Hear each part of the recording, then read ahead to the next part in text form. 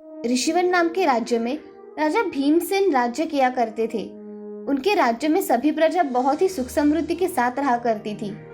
राजा को 7 राजकुमारियां थी। हर एक राजकुमारी दिखने में बड़ी ही खूबसूरत और अलग अलग स्वभाव की थी। राजा अपने राजकुमारियों को बहुत प्यार किया करते थे। राजा अपने राजकुमारियों की हर एक ख्वाहिश पूरी किया करते थे। उन्हें महाराज ने सब काम सिखाए थे। सिलाई कढ़ाई से लेकर तलवारबाजी तक राजकुमारियों को सब सिखाया गया था। मगर राजकुमारियों को कभी भी नृत्य करने की अनुमति नहीं दी गई थी। एक दिन बड़ी राजकुमारी सोफी अपने बहनों से, मुझे लगता है हमें भी बाकी लोगों की तरह नाचना चाहिए। हाँ दीदी, तुम सही कह रही हो, मुझे भी नाचने का बहुत मन है। तो हम सब रात को पिताजी से छुपकर नृत्य का अभ्यास किया करेंगे।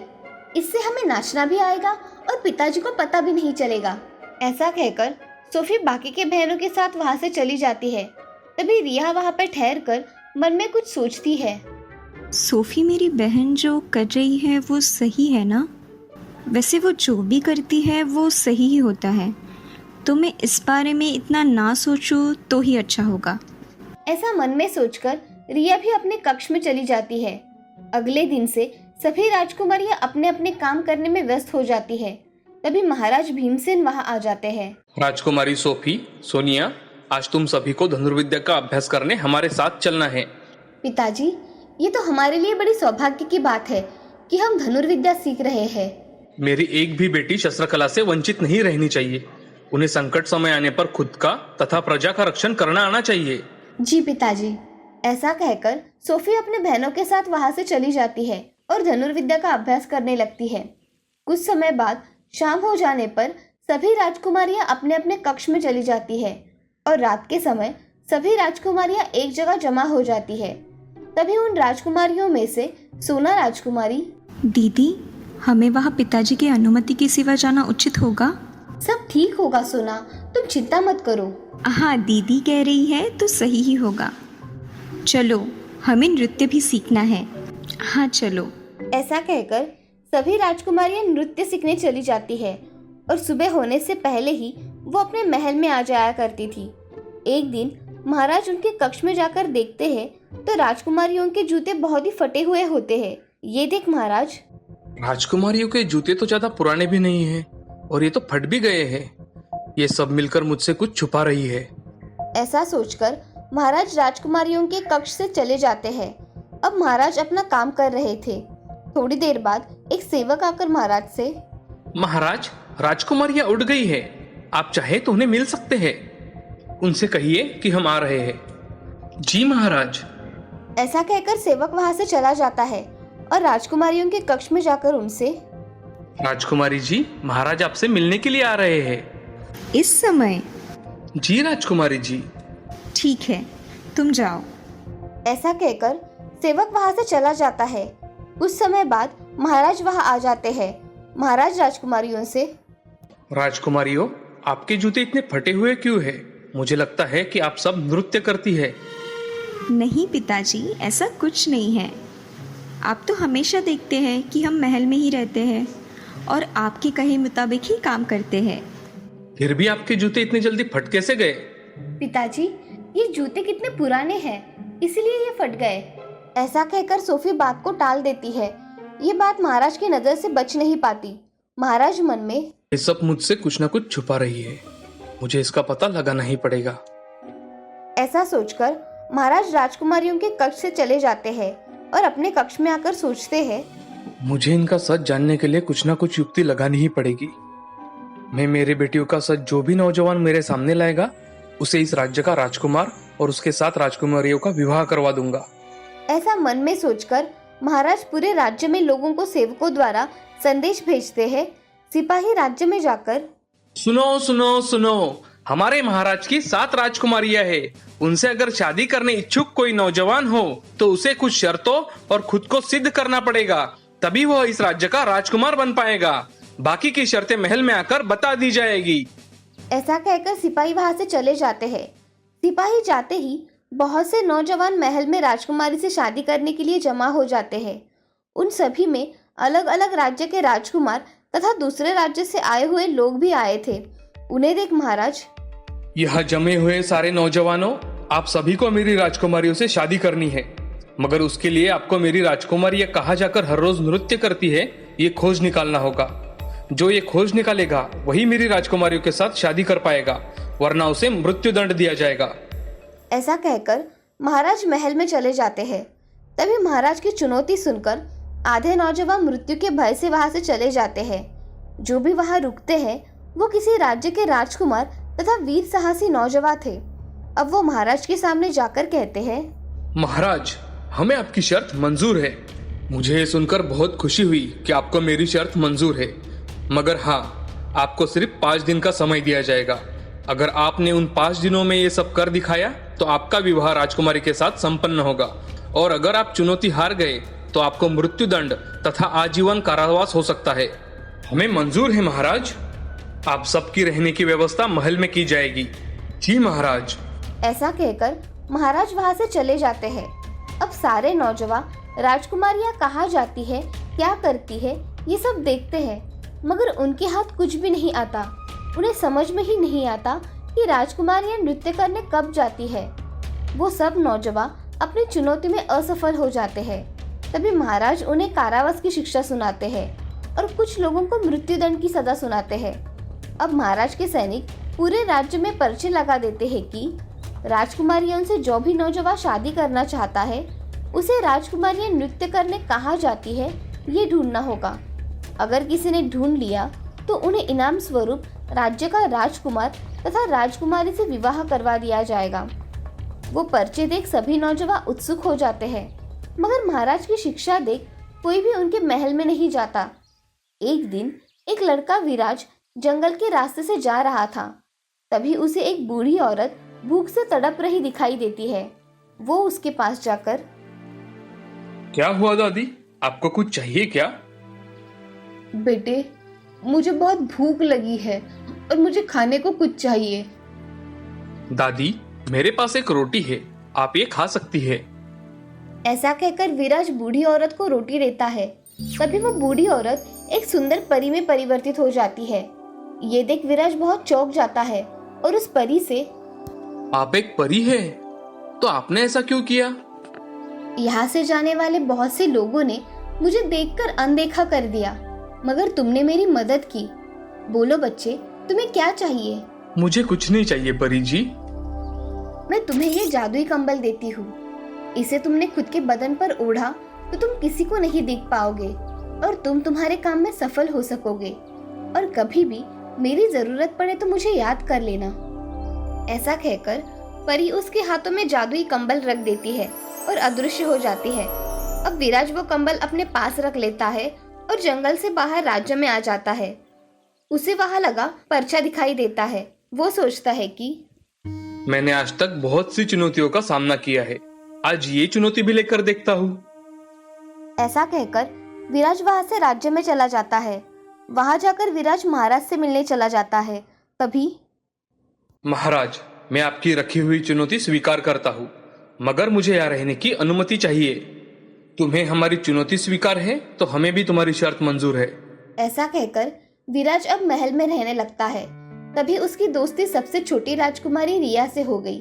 बाकी की 6 राजकुमारियां थोड़ी घमंडी थी, इसलिए वो विराज से बात करना पसंद नहीं करती थी, मगर रिया को विराज का शांत स्वभाव बहुत ही पसंद आ गया था।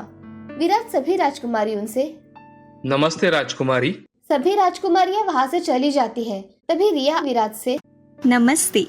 ऐसा कहकर रिया वहां से चली जाती है। विराज के मन में रिया के प्रति प्रेम भाव उत्पन्न होते हैं। ऐसे ही 3 दिन बीत जाते हैं।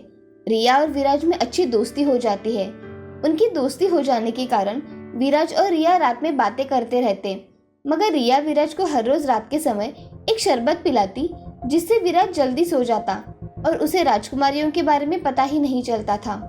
अगले दिन विराज मन में सोचता है, मैं यहाँ राजकुमारियों का सच जानने के लिए आया हूँ, मगर मुझे अब क्या करना होगा? राजकुमारियां तो दिन भर तो कहीं नहीं जाती और नृत्य भी नहीं करती, मगर उनका ये सच मुझे जानना ही होगा। ऐसा सोचकर विराज मन ही मन परी रानी को याद करता है। तभी परी रानी उसके सामने प्रकट हो जाती है। परी रानी विराज से, कहो, तुमने मुझे कैसे याद किया? क्या काम है? परी रानी, मुझे तुम्हारी थोड़ी मदद चाहिए। मुझे राजकुमारियों का सच जानना है, इसलिए मुझे क्या करना होगा आप मुझे बताइए। तुम्हें उनके हाथ का कुछ भी नहीं खाना होगा और उन पर तुम्हें विश्वास नहीं करना होगा। आपका बहुत बहुत धन्यवाद परी रानी। ऐसा कहकर परी रानी गायब हो जाती है। अगले दिन महाराज विराज के कमरे में आकर विराज से, विराज, आपको तो पता है कि हमने आपको कुछ दिन रहने की मोहलत दी है। इसका मतलब ये नहीं कि आप यहाँ रहकर आराम करें। आज आपका इस महल में आखिरी दिन है और कल अगर आपने कोई हल नहीं निकाला तो बाकियों की तरह आपको भी सजा होगी। जी महाराज, मैं समझ गया। ऐसा कहकर महाराज वहां से चले जाते हैं। अब विराज राजकुमारियों पर कड़ी नजर रखता है, मगर उसे राजकुमारियां नृत्य करते दिखाई नहीं देती। रिया रात के समय विराज के लिए शरबत लेकर आती है। शरबत देख विराज को परी रानी के शब्द याद आ जाते हैं और वो कुछ बातें करके शरबत का ग्लास लेकर एक पौधे में डाल देता है और खाली ग्लास लेकर रिया के पास आता है। तभी विराज सोने का नाटक करता है और सोफे पे सो जाता है। ये देख रिया वहां से चली जाती है। विराज अपने ऊपर जादुई कंबल डालकर खुद को ढक लेता है और वहां से जाने के लिए निकलता है। तभी सभी राजकुमारियां एक जगह जमा होकर एक फ्रेम के पीछे एक बहुत बड़ा दरवाजा होता है। फ्रेम को वो चुटकी बजाकर अलग कर देती है और उस रास्ते से वो 7 राजकुमारियां जाने लगती है। तभी उनके पीछे विराज भी चला जाता है। रिया को ऐसे लगता है कि कोई उनका पीछा कर रहा है, मगर वो पीछे मुड़कर देखती है तो पीछे कोई नहीं होता। विराज देखता है कि वहां अंदर अलग ही दुनिया होती है, जहां रंगी बिरंगी फूल थे और बहुत बड़ा स्टेज था, जहां 7 राजकुमारियां खड़ी रहकर डांस कर रही थी। वहां संगीत भी शुरू हो जाता है। तभी ये सब देख विराज मंत्रमुग्ध हो जाता है। तभी उसे याद आता है कि उसे वापस भी जाना है। वो जल्दी जल्दी वहां से निकल जाता है और अपने कमरे में आकर सो जाता है। तभी राजकुमारियां अपना नृत्य समाप्त करके वापस महल में आ जाती है और कमरे में आकर सो जाती है। तभी रिया को मन में ऐसा लगता है कि क्या सच में विराज सो गए हैं? मैं एक बार देख के आती हूँ। ऐसा कहकर रिया विराज के कमरे में आकर देखती है तो विराज खर्राटे मारकर सो रहा था। तभी रिया का विश्वास हुआ कि उनका पीछा किसी ने नहीं किया। अब रिया भी अपने कमरे में आकर सो जाती है। अगले दिन 7 राजकुमारियां महाराज और विराज दरबार में हाजिर होते हैं। विराज से महाराज, विराज, क्या आपको पता चला कि राजकुमारियां कहाँ जाकर नृत्य करती है? हाँ महाराज, मुझे पता है। आप मेरे साथ आइए, मैं आपको दिखाता हूँ। ऐसा कहकर विराज महाराज को राजकुमारियों के कमरे में लेकर उस नगर में लेकर चला जाता है। ये देख राजकुमारियां बहुत डर जाती है और चुपचाप वहाँ एक जगह खड़ी रहती है। महाराज विराज के साथ जाकर वहाँ देखते हैं तो वो जगह देखकर उन्हें उनकी महारानी की याद आ जाती है। उनकी महारानी भी वहाँ नृत्य किया करती थी, मगर महारानी एक दिन पर्वत पर नृत्य का अभ्यास कर रही थी। तभी उनका पैर फिसल जाने की वजह से उनकी खाई में गिरकर मौत हो गई थी। इसी वजह से महाराज राजकुमारियों को नृत्य नहीं करने देते थे। मगर राजकुमारियों को ये जगह कैसे पता चली, ये देखने के लिए महाराज राजकुमारियों के पास आते हैं। तभी महाराज, राजकुमारियों, तुम्हें वहां जाने का रास्ता किसने दिखाया? क्योंकि वो रास्ता तो सिर्फ मेरे और महारानी के सिवा किसी को नहीं पता। पिताजी, ये रास्ता हमें माँ ने ही बताया था, मगर आपने नृत्य करने से मना कर दिया था, इसीलिए हम यहाँ हर रोज रात को आकर नृत्य का अभ्यास किया करते थे। महाराज को अपनी गलती का एहसास हुआ और उन्होंने अपनी बेटियों से क्षमा मांगकर विराज को राजकुमारियों के साथ शादी करने का प्रस्ताव रखा। तभी विराज महाराज से, महाराज, मैं सिर्फ रिया को पसंद करता हूँ, इसलिए मैं रिया से शादी करना चाहता हूँ। उसकी ये इच्छा देख महाराज रिया से विराज की शादी करवा देते हैं। सभी राज्य में खुशहाली छा जाती है। महाराज विराज को राज्य का राजकुमार घोषित करते हैं और उसके हाथ में राज्य की भागदौड़ दे देते हैं। इस कहानी से हमें ये सीख मिलती है कि हम हमारे अच्छे स्वभाव से हर किसी का मन जीत सकते हैं। हमेशा जिंदगी में प्रयत्न करते रहना चाहिए। कठिन परिस्थिति का अपने सूझबूझ से सामना करना चाहिए। शिवपुर नाम के गांव में 2 किसान रहते थे। वो एक दूसरे के बहुत अच्छे दोस्त थे। वो दोनों बहुत अमीर थे। उनके पास 3-3 खेत थे। उनके पास कई गाय और भैंसें भी थी। वे उस गांव के सबसे अमीर किसान थे। वो इतने अमीर होने के बावजूद भी खुश नहीं थे। उन्हें इससे भी बहुत अमीर बनना था। उस गांव में इन 2 किसानों के अलावा एक और किसान था जो बहुत गरीब था। उसका एक छोटा सा खेत और एक गाय थी जिसे वो बहुत प्यार करता था। गरीब होने के बावजूद भी वो बहुत खुश रहता था। वो अपना जीवन शांति से जीता था। वो सोने के वक्त भगवान को याद करता और उसके पास जो कुछ भी है उसके लिए भगवान को धन्यवाद कहता। वो दो अमीर किसान उस गरीब किसान को हमेशा खुश देखते थे। उसे इतना खुश देखकर वो इस सोच में पड़ जाते थे कि अरे भाई, ये ठहरा है गरीब किसान फिर भी इतना खुश कैसे रहता है? उसके पास ज़्यादा धन भी नहीं है और उसके पास हमारी तरह खेत या गाय भैंसे भी नहीं है, तब भी वह इतना खुश कैसे रह सकता है? वो दोनों जब भी उससे मिलते तब उसका मजाक उड़ाते, उसकी गरीबी का मजाक उड़ाते और उसे अपने धनवान होने का दिखावा करते। फिर भी वो गरीब किसान उनको कुछ भी नहीं कहता। उस पर उनकी मजाक का कोई भी प्रभाव नहीं पड़ता था। इससे वो अमीर किसान क्रोध में आ जाते। ये कहानी ऐसे ही चल रही थी। एक दिन उन अमीर किसानों ने उस गरीब किसान को दुखी करने का सोचा। उन्होंने उस गरीब किसान के पास जाकर कहा कि हमें तुम्हारी गाय दे दो, उसके बदले में हम तुम्हें 100 चांदी के सिक्के देंगे जो तुम्हारे गाय के लिए पर्याप्त है। उस किसान ने गाय बेचने के लिए मना कर दिया क्योंकि वो अपनी गाय से बहुत प्रेम करता था। इसीलिए वो किसी भी कीमत पर अपनी गाय को बेचना नहीं चाहता था। गाय बेचने के लिए उस गरीब किसान का इनकार अमीर किसानों को पसंद नहीं आया। उन्होंने बदला लेने की ठानी। तेवर तो देखो इसके, हमारी बात नहीं मानता, अब इसे हम अच्छा मजा चखाएंगे। दोनों अमीर किसान उस रात को उस गरीब किसान के खेत में गए और सारी फसल जला दी, जिससे वो गरीब किसान के पास धन की कमी हो जाए और वो अपनी गाय बेचने पर मजबूर हो जाए। जब वो गरीब किसान सुबह उठा और अपने खेत में गया तो वो अपने खेत की इस दशा को देखकर दुख के कारण रोने लगा। हे भगवान, मैंने किसी का क्या बिगाड़ा था जो किसी ने मेरी फसल जला दी? अब मैं क्या करूंगा? वो बहुत उदास हो गया और रोते रोते घर आया। उसके पास अब धन की कमी हो गई थी। अब उसके पास पर्याप्त इतना भी धन नहीं था कि वो अपनी गाय को चारा लाकर खिला सके। ये देखकर किसान बोला, बिना खाना खाए तो मेरी गाय मर जाएगी, इससे अच्छा मैं अपनी गाय बेच देता हूँ। किसी के यहाँ तो वो अच्छी रहेगी। मुझे माफ कर देना है गौ माता, मेरे पास अब दूसरा कोई रास्ता नहीं है। उसने अपनी गाय को बेचने का तय किया। वो अपनी गाय को लेकर दूसरे गांव बेचने के लिए निकल पड़ता है। उसने अपने साथ 10 चांदी के सिक्के भी लिए थे। रास्ते में एक जंगल आया। उसने सोचा कि किसी ने मुझ पर हमला कर दिया तो मेरे सारे चांदी के सिक्के वो लेकर चला जाएगा। इसीलिए उसने चांदी के सिक्के की पोटली गाय के गले में बंधी घंटी में बांधकर छिपा दी। थोड़ी देर मुसाफरी करने के बाद वो थक गया, इसीलिए उसने एक सराय में आराम करने का सोचा। उसने अपनी गाय को सराय के बाहर बांध दिया और सराय में चला गया। उस गाय की पोटली में से एक चांदी का सिक्का नीचे गिर गया, जिसे उस सराय के मालिक ने देख लिया।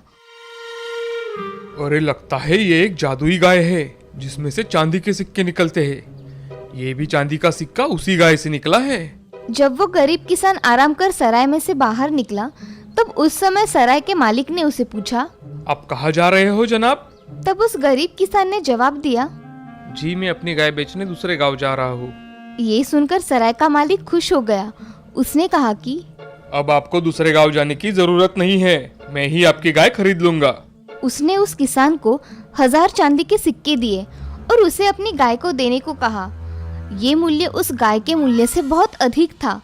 फिर भी उस किसान ने इसे भगवान का संकेत समझकर उस गाय को सराय के मालिक को दे दिया और किसान खुश होकर अपने गांव वापस चला गया। वो अपने घर जाते ही बैठकर चांदी के सिक्के गिनने लगा।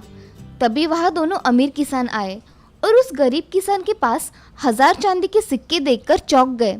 उन्होंने उस गरीब किसान से पूछा, तुम्हारे पास इतने सारे चांदी के सिक्के कहाँ से आ गए? तब वो गरीब किसान मुस्कुराते बोला, मैंने अपनी गाय बेच दी, उसी के मुझे इतने सारे सिक्के मिले हैं। अब वो इन सिक्कों से बहुत सारी गाय खरीदेगा और उससे बहुत ज्यादा धन कमाएगा। उनकी चाल उल्टी पड़ गई। ये जानकर अमीर किसान दुखी हो गए। बुरे कर्म का नतीजा हमेशा बुरा होता है।